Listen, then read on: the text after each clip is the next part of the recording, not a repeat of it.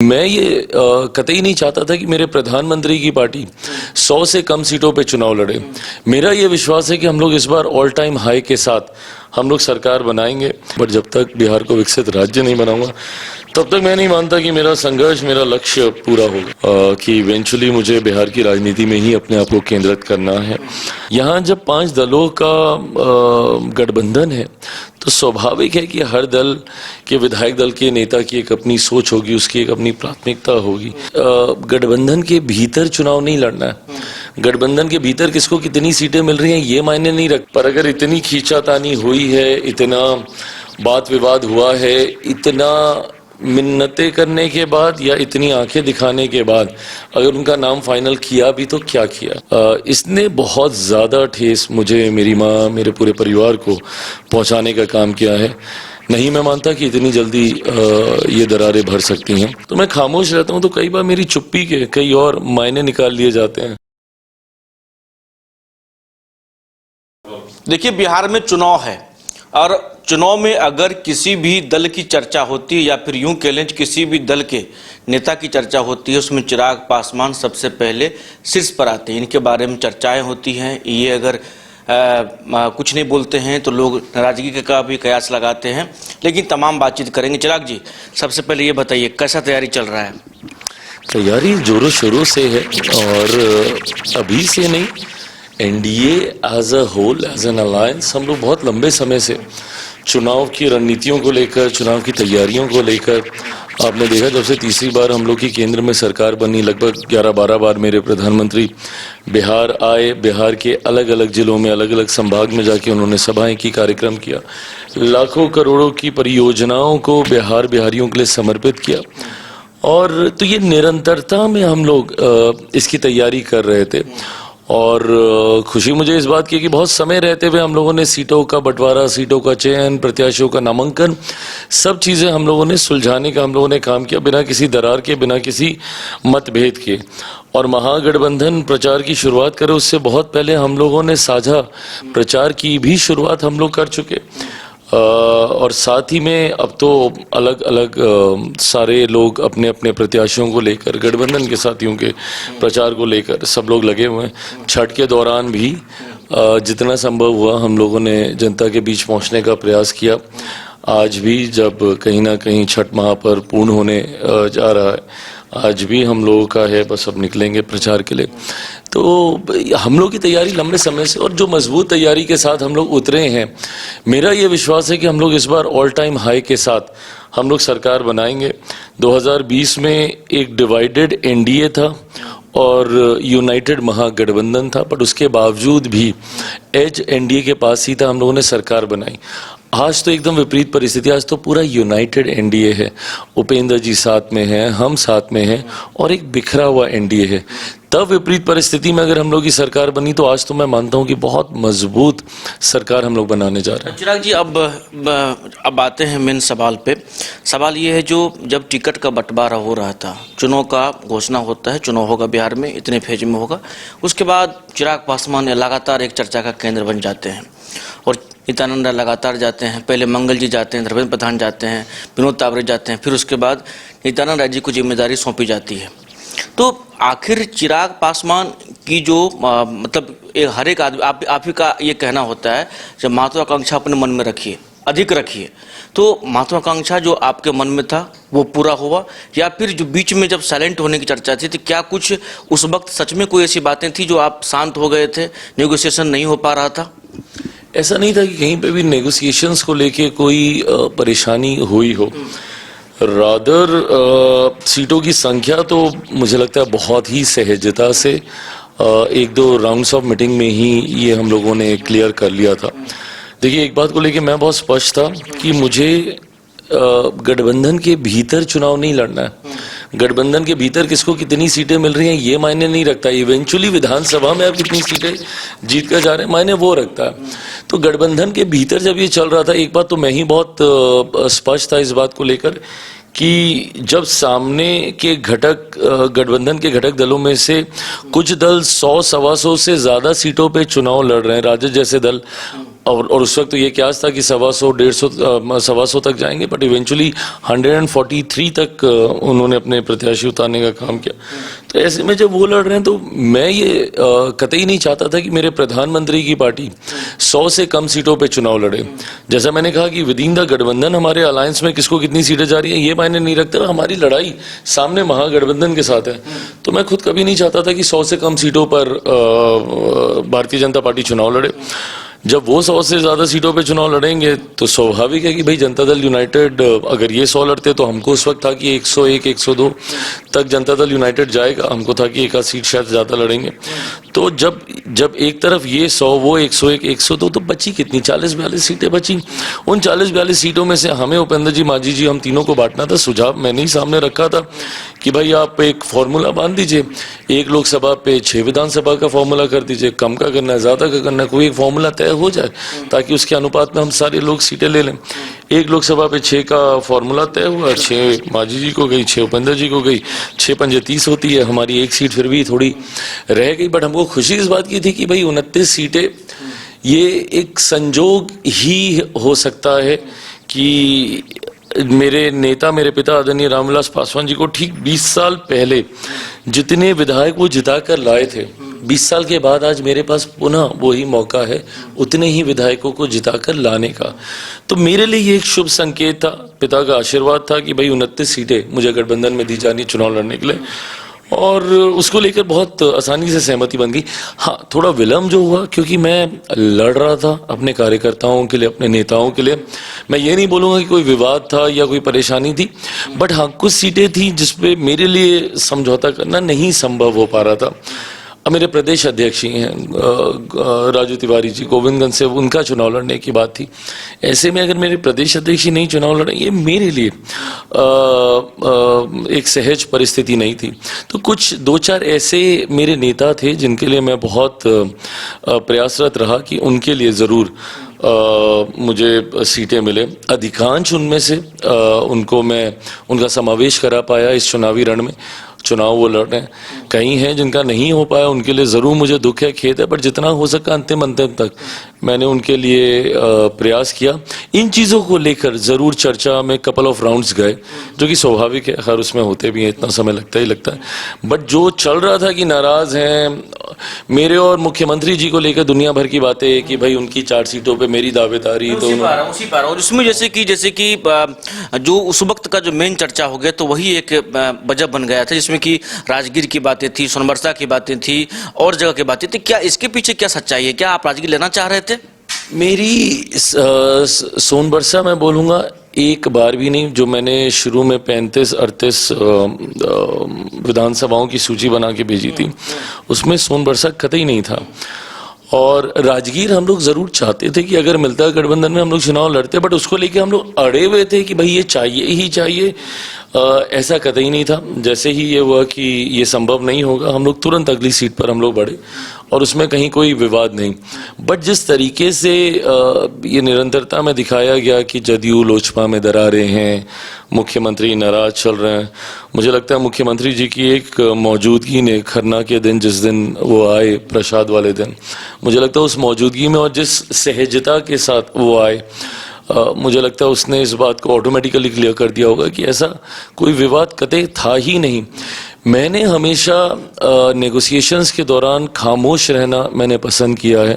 मैं ज़्यादा बयानबाजी मैं करता नहीं हूँ क्योंकि कोई मतलब मायने नहीं होते, क्योंकि इवेंचुअली जब तक चीज़ें क्लियर फाइनल नहीं हो जाए कुछ बोलने का कोई मतलब नहीं होता। तो मैं खामोश रहता हूँ, तो कई बार मेरी चुप्पी के कई और मायने निकाल लिए जाते हैं। But with in the alliance किसी से लेकर कोई इशू अमाजी जी के साथ चल रहा था, उन्होंने बयान दिया, बट वो इवेंचुअली वो भी रिजॉल्व हो गया। उपेंद्र जी के साथ चल रहा था महुआ वाली सीट को लेकर। अब आज की तारीख में ये सब कोई विषय ही नहीं है। मैं जा रहा हूँ सासाराम जाऊँगा प्रचार करने, वो महुआ आएंगे प्रचार करने। अब इसी पर आते हैं। कुछ लिस्ट निकला था पहले जिसमें कि अलग अलग लोगों के नाम थे, ठीक है, और वो लिस्ट बड़ा कंफर्टेबल लग रहा था। हाँ नहीं सभी लोगों का बधाई सोशल मीडिया पे चीज़ें होने लगी। फिर कुछ नाम जो हैं चेंज हुए, जैसे दानापुर को लेकर के जो है अब जो वेद प्रकाश पांडे या और अन्य जगह को लेकर के ये चीज़ें फिर कैसे हुई? अचानक से बैठना पड़ा, संजय झा की यहाँ मीटिंग होती, क्या इस पर क्या हुआ था? देखिए कई बार ना ये नैरेटिव फ्लोट किया जाता है इस तरीके की फेक लिस्ट निकाल के, फेक संख्याएं निकाल के। अब आपने कितनी बार आपने देखा होगा कि जब सीट नेगोशिएशन चल रहे थे संख्या को लेकर, जबकि अभी तक हम लोग की चर्चा भी नहीं शुरू हुई थी कि चिराग को 20 सीटें दी जा रही हैं, चिराग को 22 सीटें दी जा रही हैं, बहुत है तो मैक्सिमम चिराग को 25 सीट दी जा रही है। ये तमाम चीज़ों को लेकर कुछ लोग होते हैं ऐसे खुराफाती जो इस तरीके के प्रयासों को करके टेस्टिंग द वाटर कहते हैं ना, कि वो अनुमान लगा रहे होते हैं कि भाई क्या है, कैसा रुझान आएगा इसको लेकर। बट अगर विद इन द अलायंस अगर मैं बोलूँ, जिस वक्त ये सूची सामने आई थी उस वक्त तो हमारी फर्स्ट राउंड ऑफ इंट्रैक्शन भी शुरू नहीं हुआ था, तो वो एब्सोल्युटली एक फेक लिस्ट थी। बट हाँ, इवेंचुअली जो पहली सूची जो हम लोगों की तैयार हुई है उसी सूची पे आज मैं चुनाव लड़ रहा हूँ। अब ये जानना चाहेंगे कि क्या 100% स्ट्राइक रेट ये 29 सीट पर भी रहेगा जो लोकसभा में देखने को मिला था?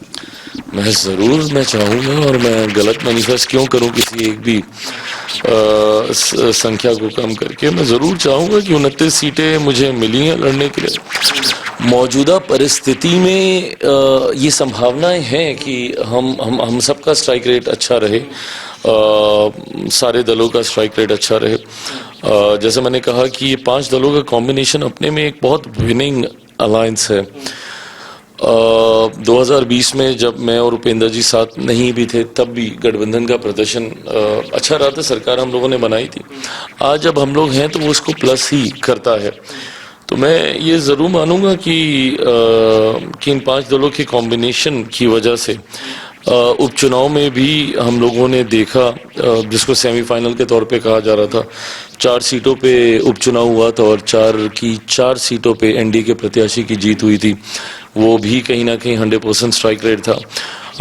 उसमें कुछ ऐसी सीटें हम लोग जीतने में सफल रहे, बिलागंज जैसी सीट जो कि लगभग 3-3.5 दशक से हम लोग नहीं जीते थे, तरारी जैसी सीटें हम लोग जीतने में हम लोग सफल रहे।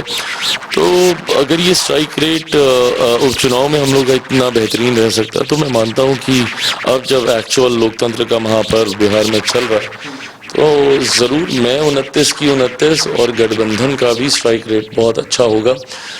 हम लोगों की अपना अलायंस तो एक हमारी स्ट्रेंथ है ही, बट बिखरा हुआ महागठबंधन भी कई सीटों पे हम लोग को वॉक ओवर दे रहा है। अच्छा, एक सवाल लेंगे जो नीतीश कुमार को लेकर के लगातार विपक्ष सवाल उठाते रहते हैं, लेकिन अब अमित शाह के द्वारा भी बातें प्रेजेंट किया गया कि हम नीतीश जी के नेतृत्व में चुनाव लड़ेंगे। अभी भी कई लोग सवाल करते हैं, क्या चिराग पासवान ये कह रहे हैं ऑन द कैमरा तो नीतीश कुमार ही मुख्यमंत्री होंगे अगर एनडीए की सरकार बनती है? तो मैं इस बात को मैं कहूँगा कि अगर केंद्रीय गृह मंत्री आदरणीय अमित शाह जी ने स्पष्ट तौर से कहा, और ये एक सामान्य प्रक्रिया का ये हिस्सा है कि विधायक इवेंचुअली अपने नेता को चुनते हैं। कई बार छूटते ही उदाहरण दिए जाते हैं कि भाई राजस्थान में तो ऐसा नहीं हुआ था, मध्य प्रदेश में तो ऐसा नहीं हुआ था, क्योंकि वो एक पार्टी का विषय था, उस पार्टी के भीतर सबको अपने नेता को चुनना था। यहाँ जब 5 दलों का गठबंधन है तो स्वाभाविक है कि हर दल के विधायक दल के नेता की एक अपनी सोच होगी, उसकी एक अपनी प्राथमिकता होगी। ऐसे में हर घटक दल के सम्मान का, उसकी मर्यादा का ध्यान रखा जाए। उसके लिए ज़रूरी है कि इवेंचुअली विधायक दल के नेता ही अपने मुख्यमंत्री को चुने। मैं ज़रूर कहूँगा कि मेरे सारे विधायक एक बार फिर से मौजूदा मुख्यमंत्री नीतीश कुमार जी को ही मुख्यमंत्री के लिए चुनने का काम करेंगे। एट द सेम टाइम मैं ये मानता भी हूँ कि बाकी भी सारे दल मौजूदा मुख्यमंत्री को ही अपना नेता चुनकर उनको एक बार फिर से मुख्यमंत्री पद की शपथ दिलाने का काम करेंगे। से लेकर के लास्टली जो आपका पूर्णिया में हुआ था रैली, वहाँ तक हमने कवर किया था। कार्यकर्ताओं की एक ही मांग रहती है, चिराग पासवान को मुख्यमंत्री बनाना। क्या उन कार्यकर्ताओं की मांग, या फिर यूं कह लें जो पब्लिक जो यूथ हैं वो चाहते हैं, उनका मांग कब पूरा हो सकता है? चिराग पासवान क्या विजन लेकर चलते हैं जो हमको भी भाई बनना है लेकिन ये समय पे बनना है, तो उन लोगों के लिए या उन कार्यकर्ताओं के लिए क्या कहेंगे? नहीं, ज़रूर ऐसा मैंने इस बात से I have never shied away from the fact कि इवेंचुअली मुझे बिहार की राजनीति में ही अपने आप को केंद्रित करना है। तीसरी बार का सांसद हूँ। राजनीति में आने का कारण ही बिहार और बिहारी रहे। दिल्ली में पला बड़ा, मुंबई में मैंने काम किया, देखा है मैंने कि बिहारियों को किस कठिन परिस्थिति में दूसरे राज्यों में रहना पड़ता है। तो ऐसे में उन्हीं कि बिहार के खोए हुए गौरव सम्मान अस्मिता की लड़ाई लड़ने के लक्ष्य के साथ ही राजनीति में आया हूँ। तीसरी बार का सांसद बनने के बाद इस बात का एहसास भी हुआ है कि दिल्ली में रह के कम से कम मैं बिहार फर्स्ट बिहारी फर्स्ट को धरातल पे नहीं उतार सकता। लक्ष्य मेरा इसी बार था चुनाव लड़ने का विधानसभा का, बट क्योंकि नेगोशिएशंस पूर्ण होते होते विलम्ब हुआ तो इस बार चुनाव नहीं लड़ पाए। बट हाँ, मैं ज़रूर चाहूँगा कि 2030 में और ज़्यादा सक्रिय भूमिका में मेरा दल बिहार में रहेगा। बट आज की तारीख में फ़िलहाल हम सबका ध्यान केंद्रित है मौजूदा विधानसभा चुनाव को लेकर, और मौजूदा विधानसभा चुनाव में गठबंधन का नेतृत्व भी तय है, और मैं मानता हूं कि चुनाव परिणामों के बाद गठबंधन के नेता के तौर पर मुख्यमंत्री का नाम भी तय है। 30-35 में ये चीजें हो सकती है। भविष्य के घर में क्या है किसी को नहीं पता, but definitely will cross the bridge when it comes. जैसे मैंने कहा कि मैं अपने आप को, अपने दल को 2030 विधानसभा चुनाव में ज्यादा सक्रिय भूमिका में देखता हूँ। 2-3 सवाल फटाफट लेंगे। 2021 में हम लोग बैठे हुए थे आपके साथ, उस दिन को याद करते हैं आप भी, और अब के दिन याद करते हैं लोग, मतलब जो आपके साथ जुड़े हुए वर्कर थे उन्होंने सपोर्ट किया दिनों जान से। आज आप अपने आप को कहाँ देखते हैं? आप लग रहा है जो चिराग पासवान अपने पिताजी का जो एक अस्तित्व की लड़ाई लड़ रहे थे, वो लड़ाई अब कहीं न कहीं पूरी हो चुकी है, वो जीत गए हैं। मैं कभी नहीं मानता कि मैं किसी लड़ाई को मैं जीता हूँ। जो चीजें हो रही थी, जो घटनाएं हो रही थी, लगातार ऊपर चढ़ना नीचे लोग तोड़ने में लगे हुए थे, तमाम चीजें उस पर मैं जा रहा हूँ। मैं मानता हूँ कि सामान्य प्रक्रिया का ये हिस्सा है। जब आप सार्वजनिक जीवन में होते हैं कई उतार चढ़ाव आते हैं। जिस उतार से मैं गुजरा 3 साल पहले, क्या वो मेरे राजनीतिक या सार्वजनिक जीवन के संघर्षों का वो अंतिम था? मैं नहीं मानता। अलग अलग स्वरूप के साथ, अलग अलग रूप में, अलग अलग परिस्थितियों में संघर्ष आपके सामने आता है। मायने ये रखता है कि निरंतरता में आपको डटे रहना है, किसी भी परिस्थिति का सामना करने के लिए तैयार रहना है, किसी भी परिस्थिति से भागना नहीं है, घबराना नहीं है, अपने आप को परेशान विचलित नहीं होने देना। ये मैं ज़रूर मानता हूँ। और मैं कतई मैं ये नहीं मानता कि मैंने सब हासिल कर लिया, क्योंकि मेरी एक लंबी लड़ाई है। बिहार को फर्स्ट, बिहारियों को फर्स्ट बनाने की सोच के साथ मैं निकला हूँ। ऐसे में अभी एक लंबा रास्ता तय करना, यकीनन बहुत और कठिनाइयाँ अभी रास्ते में आएंगी, उसके लिए भी मैं तैयार हूँ। बट जब तक बिहार को विकसित राज्य नहीं बनाऊंगा तब तक मैं नहीं मानता कि मेरा संघर्ष, मेरा लक्ष्य पूरा होगा। तेजस्वी यादव को बधाई देती है मुख्यमंत्री कैंडिडेट बनने के लिए। मुझे नहीं पता कि सिर्फ एक कैंडिडेट बनने के लिए बधाई स्वीकार करना या बधाई देना उचित है कि नहीं, क्योंकि इवेंचुअली मुख्यमंत्री बनता कौन है ये गठबंधन नहीं, ये जनता तय करती है। और जिस तरीके से महागठबंधन का स्वरूप रहा है, एक चेहरे को फाइनल करने में जिस तरीके से दरारें देखने को मिली, अगर इतना ही सहज होता तो मैं मानता हूँ कि बहुत पहले तेजस्वी जी के नाम पे सहमति हो गई होती। पर अगर इतनी खींचातानी हुई है, इतना बात विवाद हुआ है, इतना मिन्नतें करने के बाद या इतनी आंखें दिखाने के बाद अगर उनका नाम फाइनल किया भी तो क्या किया? आज जब सैनी साहब को साम दाम दंड भेद सब अपनाना पड़ा, उसके बाद आपने उनके नाम को फाइनल किया तो क्या किया? मुझे नहीं लगता कि वो सहज स्वीकार्यता है गठबंधन के भीतर। बट इवेंचुअली मुख्यमंत्री वो बनते हैं कि नहीं बनते हैं, ये देश बिहार की जनता तय करेगी। सवाल, यशराज आपके छोटे चचेरे भाई हैं, वो खड़े हैं, क्या एनडीए की तरफ से प्रचार करने अलौली जाएंगे? और छोटे भाई अगर चाहते हैं बड़े भाई के साथ चलना, कई बातों से अब लगता है जो आपके तरफ झुकाव दिखता है, तो क्या चिराग पासवान छोटे भाइयों को अपने साथ लेके चलेंगे? देखिए, फिलहाल तो पूरी तरीके से हम लोग चुनावी रण में हैं और मैं एक सहयोगी की भूमिका में हूं, और मेरे नैतिकता के आधार पे ये बहुत गलत होगा कि मैं गठबंधन को प्राथमिकता ना देते हुए परिवार के सदस्यों की ओर अभी मैं देखूं। आज की तारीख में मेरे लिए प्राथमिकता मेरा गठबंधन है। अगर गठबंधन चाहेगा कि मुझे अलौली जाना है, वहाँ पे प्रचार करना है, मैं ज़रूर जाऊँगा, क्यों नहीं जाऊँगा। मेरी जिम्मेदारी मेरे गठबंधन के प्रति बनती है, गठबंधन के हर प्रत्याशी के प्रति मेरी जिम्मेदारी बनती है। But at the same time Yash का आपने जिक्र किया, वो मेरा छोटा भाई नहीं, मेरे बेटे के समान है। तकलीफ मुझे बहुत है कि जब पार्टी परिवार टूटा, छोटों ने भी कोई कसर नहीं छोड़ी थी बड़ों के बारे में अब शब्दों का इस्तेमाल करने के लिए। ये बातें सिर्फ अगर ऊपर ऊपर रहती तो भी ठीक था, पर जिस तरीके से परिवार के छोटे बच्चे तक, मेरे छोटे भाई, ये सब लोग इसमें इन्वॉल्व हुए, इसने बहुत ज़्यादा ठेस मुझे, मेरी माँ, मेरे पूरे परिवार को पहुंचाने का काम किया है। नहीं मैं मानता कि इतनी जल्दी ये दरारें भर सकती हैं, बट हाँ, जैसा मैंने कहा कि मेरा भाई नहीं मेरे बेटे समान है, तो उसके उज्जवल भविष्य के लिए कामना ज़रूर करता हूँ, ढेर सारी शुभकामनाएं देता हूँ। बट जीतेगा अलौली से एनडीए का ही प्रत्याशी, ये भी मैं मानता हूँ। एक सवाल अंतिम, कितना सीट देख रहे हैं एनडीए को, बस लास्ट? मैं ये मानता हूँ ऑल टाइम हाई पे इस बार हम लोग सरकार बनाएंगे। गिरिराज जी ने मुझे 2010 का स्ट्राइक रेट याद दिलाया था कि एनडीए का अच्छा रहा था। मैं ये मानता हूं कि उस स्ट्राइक रेट से बेहतर स्ट्राइक रेट 2025 विधानसभा के चुनाव में रहेगा। So with all time high हम लोग सरकार बनाएं, ये मेरी चाह ज़रूर है। 2025 है, 225 से ज़्यादा सीटें जीत कर सरकार बनाएंगे तो खुशी होगी।